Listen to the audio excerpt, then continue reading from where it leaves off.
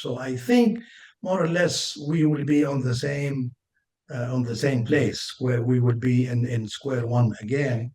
And frankly, as I said earlier, I didn't see enough detail that would cause some comfort for everybody that this is going to uh, go smoothly and to have some reasonable sailing, hopefully toward the desired results. Let me begin, though, by talking a little bit more about the initial reactions to the White House announcement yesterday. There was a joint statement from 8 Arab and Muslim countries: Kingdom of Saudi Arabia, Jordan, the United Arab Emirates, Indonesia, Pakistan, Turkey, Qatar, and Egypt, all indicating strong support for the Trump announcement yesterday. This morning, the Secretary General, Guterres, issued a statement calling upon all parties to work toward implementation of the plan. President Macron making a similar comment. Hamas, for its part, said they would study the proposal responsibly. I think that was their word. And then this morning, President Trump was asked, how long will you wait to hear back from Hamas? And he said maybe 3 or 4 days. So let me ask both of you, starting with Dr. Al-Kidwa, how do you see this dynamic playing out? I mean, clearly Hamas, some anticipating that Hamas will want to negotiate here, although on television yesterday, Adam Boehler, the president's emissary for hostage negotiations, said, no, there's no negotiation. It's take it or leave it. So, Dr. Al-Kidwa, and then I'll ask Prime Minister Olmert, how do you see this playing out over the next few days? Well, I'm not sure, but let me say this. Prime Minister Netanyahu, for instance, had already said that he is opposed to a Palestinian state, although the state or the potential state is in the agreement. So, there has been already some, serious, uh, uh, you know, uh, whatever you want to call it, serious overcoming of the agreement. But to answer your question, what's going to happen? As I said earlier, I'm not sure, but I think the position of the 8 countries is important. It will add to the burden. I think that Hamas is faced with very difficult decision to make. It's not going to be easy.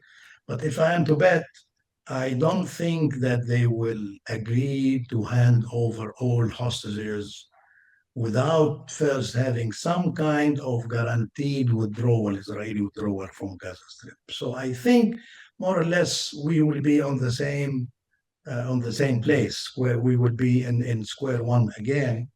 And frankly, as I said earlier, I didn't see enough detail that would cause some comfort for everybody that this is going to uh, go smoothly and to have some reasonable sailing, hopefully toward the desired results.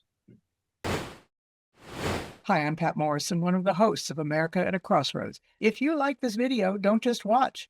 Head over to our website where you can subscribe for early access to new programs, see our upcoming schedules, and connect directly with our guests in our weekly live streams. Thank you for watching. And Prime Minister, how do you see things playing out? I have to say, Steve, I have to say that I didn't have a chance to talk with Dr. Al-Kidwa before we started this since yesterday. And yet I find myself in a quite significant agreement with his judgment and his impressions. First of all, let's not forget what we saw yesterday were 2 somewhat different presentations. There was a presentation of President Trump's plan, and there was then the presentation of what Netanyahu understood of his plan, which was not congruent with what Trump said. There were some very significant differences.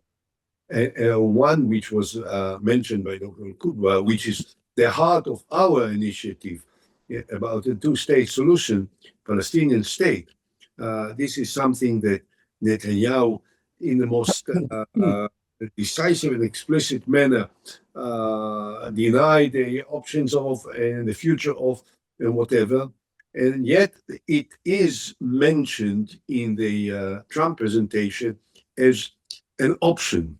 So Trump wasn't very generous about this, but he left it as an option. And we should remember that in the deal of the century, 2020, that Trump presented in the first term of his presidency, he explicitly talked about the two states and the Palestinian state. So this is just one thing. Another thing is the withdrawal of Israel. There were phases, the Israeli withdrawal in the plan with the printed plan that was presented by the president. There were no conditions to the Israeli withdrawal. It has to be carried out. Netanyahu presented it as if there are some preliminary conditions that will give Israeli authorities discretion whether to pull out or not from gradually into the buffer zone, which was presented. These are extremely sensitive and significant aspects, of course, and therefore I think that even though someone may have said that there will not be negotiations, there will be negotiations. And the negotiations started already, and they will take care, will continue. And in the process now, there will be voices coming from one side, as I said before, and from the other side, against or in favor. And we are not, unfortunately, we are not as close to the actual implementation that will allow the release of the hostages as a first significant step in very shortly, as we all expected. It will take time.